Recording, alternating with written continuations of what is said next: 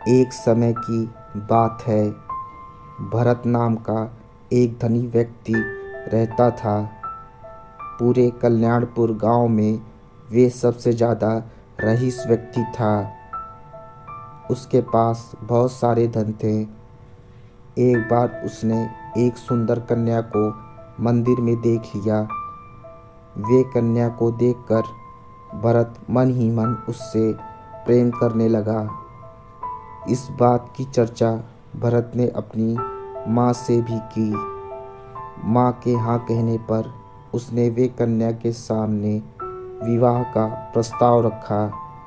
असल में वे कन्या मंदिर के पुजारी की पुत्री थी। बेहद सुंदर और गरीब, साथ में बहुत लालची भी। इन सभी बातों का ध्यान रखते हुए वे कन्या भरत के धन से मोहित होकर विवाह के लिए राजी हो गई। कुछ सालों बाद कन्या विचार करने लगी कि मेरे पति की उम्र अधिक है, इसके पास सिर्फ धन ही है, मेरी उम्र बहुत कम है। अभी तक तो मेरा जीवन मेरे आंखों के सामने है। मेरे पति के उम्र अधिक होने के कारण मुझे परदेश घूमने की चाहत भी नहीं है। मुझे कोई ऐसा हमसफ़र चाहिए जो मुझे गांव से कहीं दूर ले जाए।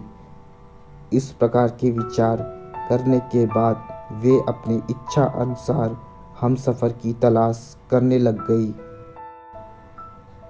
एक गांव के चतुर व्यक्ति को इस बात की भनक पड़ गई। पवन नाम का ये चतुर व्यक्ति बहुत बड़ा ठगी था।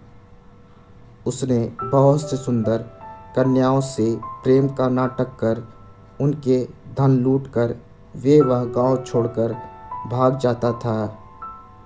इस तरह पवन की नज़र उस सुंदर कन्या के पति के पास जो धन था उस पर पड़ गई। इसी लालच में उसने उस कन्या को अपने प्रेम जाल में फांस लेता है और उस कन्या की बहुत देखभाल करने लगता है। उसे बड़े बड़े सपने दिखाने लगा। उसे कहने लगा कि मैं आपकी हर इच्छा पूरी करूँगा।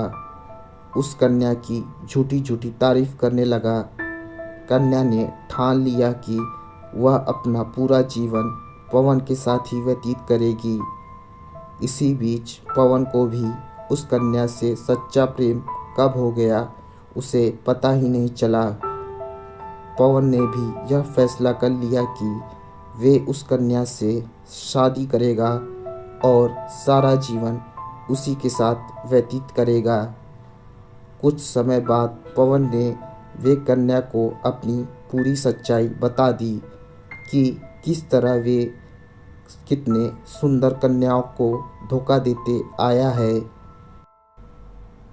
कन्या इस बात से नाराज न हुई, बल्कि वे पवन से और अधिक प्रेम करने लगी कि किस तरह से पवन ने निडर होकर उसे पूरी सच्चाई बता दी।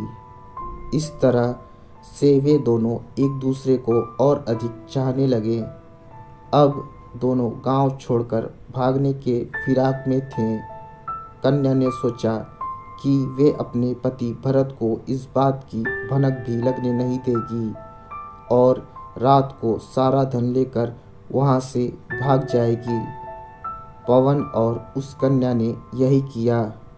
चोरी करने के पश्चात पवन ने कन्या से कहा, देखो, अगर हम एक साथ भागेंगे तो तुम्हारे पति को शंका हो सकती है कि हम ही ने चोरी की है और हम ही साथ में भागे भी हैं। तुम्हारा पति हमें छोड़ेगा नहीं, इसलिए बेहतर होगा कि तुम मुझे 2 दिन बाद गांव के पास के नदी के किनारे मिलना। हम वहां से शहर भाग जाएंगे और फिर सारा जीवन एक साथ बिताएंगे। सारा धन लेकर पवन वह गांव छोड़कर चला जाता है। दूसरे दिन जब भरत उठता है तो उसका सारा धन गायब होता है। वे सुंदर कन्या उसे विश्वास दिलाती है कि चोरी किसी चोर ने की है, किंतु वह मन ही मन बहुत प्रसन्न रहती है। 2 दिन बाद वे सुंदर कन्या पवन के बताए हुए गांव के पास के नदी तट पर पहुंचती है। वहां बैठे बैठे सारा दिन बीत जाता है। उसने बहुत समय इंतजार किया। अंत में वे समझ जाती है कि पवन ने भी उसे आखिर में अपने प्यार के जाल में फांस कर उसे भी ठग लिया है। कन्या के पास रोने के अलावा कोई चारा न था। वह अपने स्वयं के नज़रों से गिर गई।